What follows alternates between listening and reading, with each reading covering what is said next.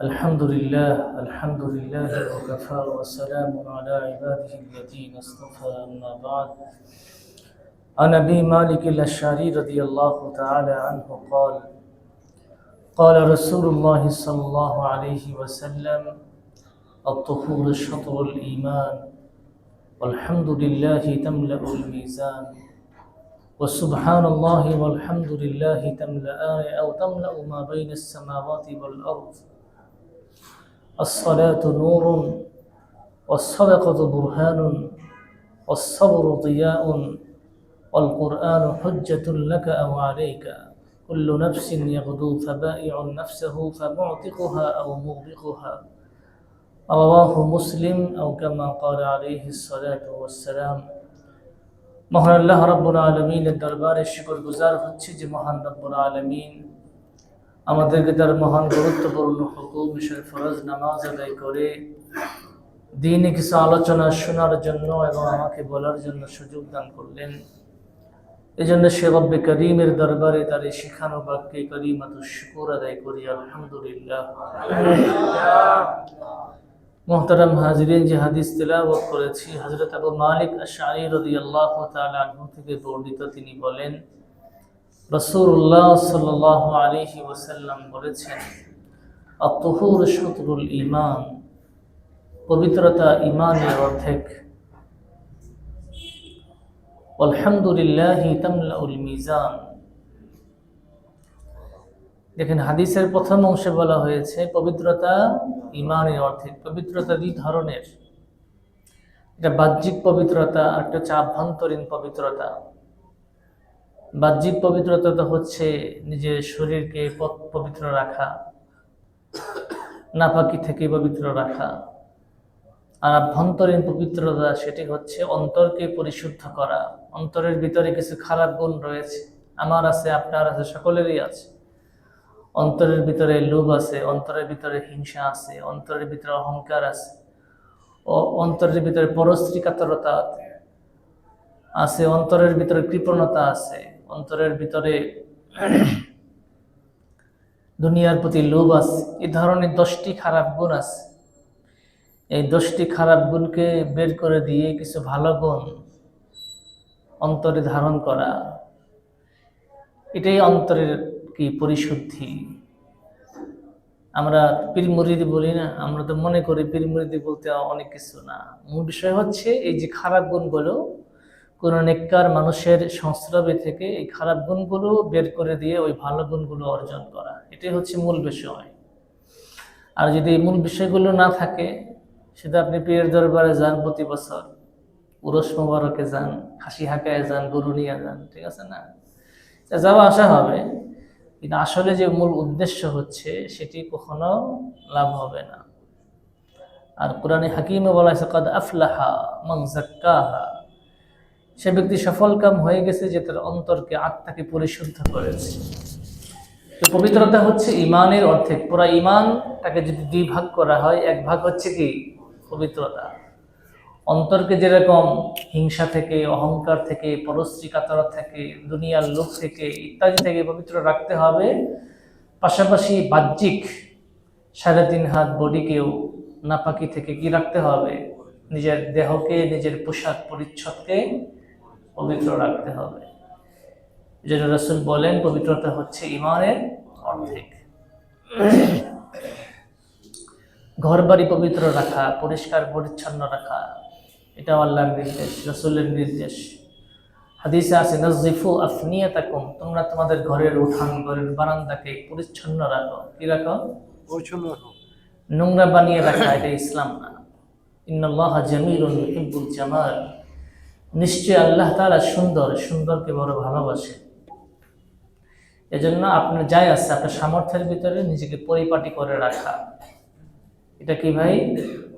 রাসূলের নির্দেশ, আল্লাহর নির্দেশ। 2 নম্বর, আলহামদুলিল্লাহি তামলাউল মিজান, আলহামদুলিল্লাহ বলা পুরা নেকির পাল্লাকে, দাড়ি পাল্লাকে পরিপূর্ণ করে দেয়। সুবহানাল্লাহ। একবার আলহামদুলিল্লাহ বললে কি হয়, নেকির যে পাল্লা, দাড়ি পাল্লা আছে, এটা ভরে যায়, অনেক আমল দ্বারা ভরে যায়। আর ওয়া সুবহানাল্লাহি ওয়াল হামদুলিল্লাহি তামলাআন আও তামলাউ মা বাইনাস সামাওয়াতি ওয়াল আরদ। আর সুবহানাল্লাহ আলহামদুলিল্লাহ বললে আসমান আর জমিনের ফাঁকা জায়গা আল্লাহ তাআলা নেক আমল দ্বারা পরিপূর্ণ করে দেন।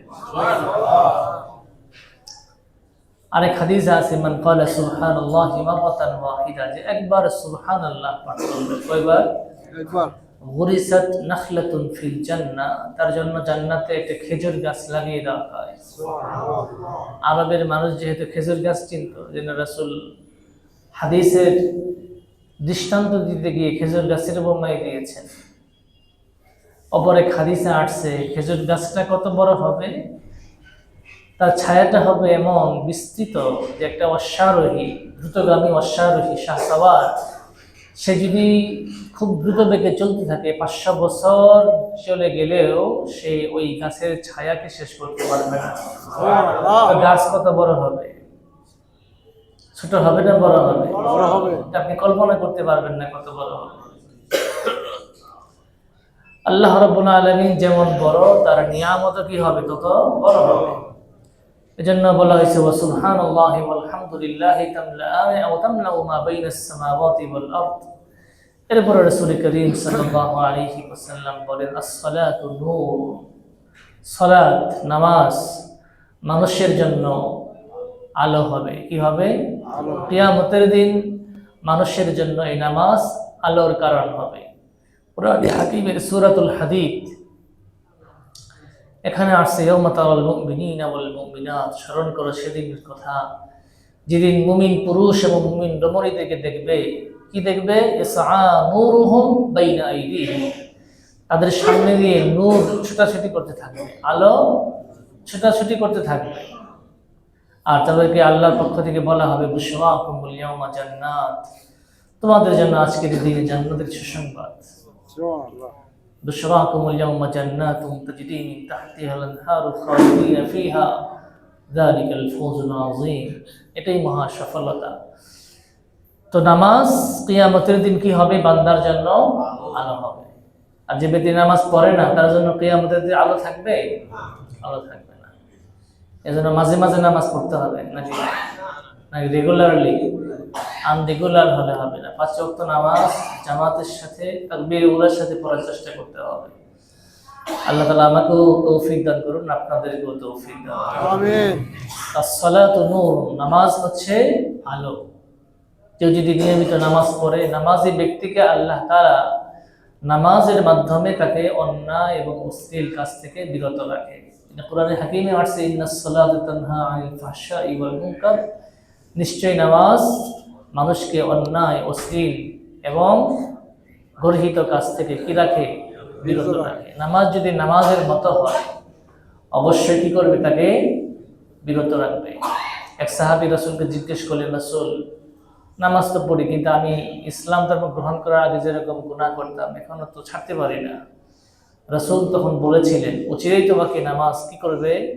ওই সকল কাজ থেকে বিরত রাখবে। প্রকৃতপক্ষে তাই হয়েছে। কিছুদিন পরে তার ওই ইসলাম ধর্ম গ্রহণ করার আগে যেরকম অভ্যাসগুলো ছিল এগুলো আস্তে আস্তে তিনি ছেড়ে দিয়েছেন। নামাজ যদি কেউ নিয়মিত পড়ে এবং নামাজের যে নিয়ম, নামাজের ফরায়েজ, ওয়াজিবাত, সুনান, মুস্তাহাব্বাতের সাথে আদায় করে অবশ্যই তাকে নামাজ কি করবে? গর্হিত কাজ থেকে বিরত রাখবে। এজন্য বলা হয়েছে হাদিসে as-সালাতু নূরুন ওয়াস-সাদাকাতু বুরহানুন, সদকা দান সদকা করা এটা তার জন্য, তার ঈমানের জন্য প্রমাণ স্বরূপ। সে যে ঈমানদার, সে যে মুমিন, তার দলিল হচ্ছে সে আল্লাহর রাস্তায় কি করে? সদকা করে। যেন সুযোগ পেলেই আপনার সামর্থ্য যায় থাকুক, 10 টাকা থাকলে 1 টাকা দিন, 100 টাকা থাকলে 10 টাকা দিন, 1000 থাকলে 100 দিন, 1 লাখ থাকলে আপনি 1000 দিন, 10 লাখ আছে 1 লাখ দিন। কথার কথা বললাম, আপনার সামর্থ্য অনুযায়ী আপনি কি করেন? আল্লাহর রাস্তায় দান করেন। হাদিসে সদকার অনেক ফজিলত। হাদিসে আছে সাদকাতু তুতফিউ গাযাবার রাব, সদকা করলে আল্লাহ রাব্বুল আলামিন তার ক্রোধকে সদকা নির্বাপিত করে দেয়। আল্লাহ আপনার প্রতি রাগান্বিত নাফরমানির কারণে, কিন্তু আল্লাহর রাস্তায় দান করার মাধ্যমে আল্লাহ তাআলা সেই রাগ কি হয়ে যায়? পানি হয়ে যায়। আর ওয়াতাদফাউ মিতাল সু, মানুষের অ্যাক্সিডেন্টাল ডেথ, অপমৃত্যু থেকে মানুষকে রক্ষা করে। আপনার তকদিরে ছিল মনে করেন, ওয়ারলেস গেটে আসবেন, রিক্সা থেকে পড়ে যাবেন, উপর দিয়ে একটা কি হোন্ডা চলে যাবে, কথার কথা। কিন্তু আপনি বাড়ি থেকে বের হওয়ার সময় এটা ভালো কাজ করে বের হয়েছেন, নফল দান করে বের হয়েছেন, মসজিদে বা যে কোনো এতিমকে, কোনো গরিব মিসকিনকে বা আত্মীয় স্বজনের কাউকে আপনি টাকা পয়সা দিয়ে কি করেছেন, বা কোনো রোগীর সেবা করেছেন, যে কোনো নেকা আমল করেছেন, ভালো কাজ করে বের হয়েছেন, আল্লাহ তাআলা ওই যে আপনার তকদিরে ছিল ফারা, এটা কি দিয়েছেন, দূর করে দিয়েছেন। এজন্য সামর্থ্য থাকলে, যখন যার সামর্থ্য যতটুকুই থাকুক, এর ভিতর দিয়ে কি করা, আল্লাহর রাস্তায় দান করা। অসাদাকাতু বুরহানুন, সদকা হচ্ছে ঈমানের জন্য প্রমাণ স্বরূপ। অসবরু দিয়াউন, সবর, সবর 3 প্রকার। আমরা তো জানি ধৈর্য, এটা তো বাংলা তরজমা। ধৈর্য কয় প্রকার? সবর 3 প্রকার। এটা সবর আলা তাআ, এটা সবর আলাল মুসিবা। ঠিক আছে, সবর আলা তাআ, মন চায় না আল্লাহ আনুগত্য করতে, তারপরেও জোর কইরা শীতের দিনে রাত 3টার সময় উঠে তাহাজ্জুদ পড়া, ইবলিস বেজার হবে, আল্লাহ তাআলা কি হবে? সবর আলা তাআ। এরপরে সবর আলাল মুসিবা, মুসিবতের উপর সবর করা। ছেলে মারা গেছে, বাস হা হুতাশ না করা, মা বোনেরা যেটা করে চুল ছিঁড়ে, ঠিক আছে না, গড়াগড়ি খায়, এরকম না, শরীয়তে এটা অপছন্দনীয়। মুসিবত আসলে বাস as-sabru inda সাদামাতিল উলা, ওই কতক্ষণ একদম কান্নাকাটি করে আল্লাহ মাল্লাহ নিছে, এটা সবর না। সবর প্রথমেই হবে। এখন প্রশ্ন আসতে পারে যে কান্না যাবে না? কান্না করা নিষেধ না, বাকি হা হুতাশ করা নিষেধ। আপনার প্রিয়জন মারা গেছে, মা মারা গেছে, ছোট বোন মারা গেছে, ভাই মারা গেছে, বাবা মারা গেছে, চোখের পানি বের হওয়াটা দূষণীয় না, কিন্তু আল্লাহর ফয়সালার উপর কি থাকা, সন্তুষ্ট থাকা। হযরত ইব্রাহিম রাদিয়াল্লাহু তাআলা, রাসূলের ছেলের নাম ছিল, একটি ইব্রাহিম আলাইহিস সালাম নবী ছিলেন, রাসূলের ছেলের নাম কি ছিল? ইব্রাহিম। ছোট বয়সে ইন্তেকাল করছেন। তো ইব্রাহিম রাদিয়াল্লাহু আনহুর কবরের পাশে দাঁড়িয়ে রাসূলের চোখ দিয়ে পানি পড়তেছিল, আর কবরের পাশে দাঁড়িয়ে তিনি কবিতা বলছেন, ইন্না ফিরাকাকা ইয়া ইব্রাহিম লামাহজুনুন, হাদিসের কিতাবে আছে, নিশ্চয়ই ইব্রাহিম তোমার বিচ্ছেদ আমি ভারাক্রান্ত, ব্যথিত। সাহাবায়ে কেরাম জিজ্ঞেস করছেন, রাসূল আপনি ক্রন্দন করতেছেন? তো রাসূল তখন জবাব দিয়েছেন, এই মুমিনের এই অশ্রু, এটা কিনা দূষণীয় না, এটা নিন্দনীয় না, যেন কান্না আসতে পারে, এই কান্নাটা নিষেধ না, বাকি হা হুতাশ না করা। রাজাবিল কাজা, আল্লাহর ফয়সালার উপর সন্তুষ্ট থাকা। এটা সবর দিয়াউ, সবর হচ্ছে মুমিনের জন্য জ্যোতি স্বরূপ। সর্বশেষ রাসূল বলেন, আল কুরআন হুজ্জাতুল লাকা ওয়া আলাইক, কোরআন তোমার পক্ষে দলিল অথবা বিপক্ষে দলিল। হয়তো তোমার কিয়ামতের দিন কোরআন তোমার পক্ষে সাক্ষী দিবে অথবা তোমার বিপক্ষে কি দিবে। কোরআনের পক্ষে সাক্ষী দিবে কোন সময়? আমার পক্ষে, আপনার পক্ষে তখনই সাক্ষী দিবে যদি কোরআনের হক আদায় করি, কোরআনে কারীমের উপর আমল করি। কোরআনের হক আছে অনেকগুলো, মৌলিক। ইন্নাকা হামিদুম মাজিদ, আল্লাহুম্মা বারিক আলা মুহাম্মাদ। ধরনের এটা বাহ্যিক, এটা আভ্যন্তরীণ। নিজের দেহকে যেমন পবিত্র রাখতে হবে, পোশাক পরিচ্ছদ, ঘর বাড়ি, উঠান বারান্দা, করিডোর সব পরিষ্কার পরিচ্ছন্ন রাখতে হবে। সব সিটি কর্পোরেশনের লোকের দায়িত্ব না, আপনি নোংরা করে রেখে দিবেন, তারা এসে নিয়ে যাবে। নিজেও পরিষ্কার থাকা, এটা তো আভ্যন্তরীণ বাহ্যিক। আর আভ্যন্তরীণটা হচ্ছে যে অন্তর থেকে খারাপ গুণগুলো বের করে ভালো গুণগুলো অর্জন করা। আর আলহামদুলিল্লাহ বললে আসমানের দাড়িপাল্লা, নেকির যে দাড়িপাল্লা আল্লাহ তাআলা পরিপূর্ণ করে দেয়। আর সুবহানাল্লাহ আলহামদুলিল্লাহ বললে আসমানের জমিনের ফাঁকা জায়গা শূন্য, এটা নেক আমল দ্বারা আল্লাহ তাআলা পরিপূর্ণ করে দেয়। সালাত মুমিনের জন্য আলো, আর মুমিনের জন্য সদকা হচ্ছে তার ঈমানের প্রমাণ, আর সবর ধৈর্য হচ্ছে মুমিনের জন্য আলোক স্বরূপ, জ্যোতি স্বরূপ। আর কোরআন তোমার পক্ষে অথবা বিপক্ষে দলিল। আল্লাহ রাব্বুল আলামিন আমাদের সকলকে এই কথাগুলোর উপর আমল করে চলার, বিশেষ করে কোরআন যেন আমাদের পক্ষে দলিল হয়, কোরআন যেন কিয়ামতের আমাদের বিপক্ষে দলিল না হয়, আল্লাহ তাআলা সেই তৌফিক দান করুন।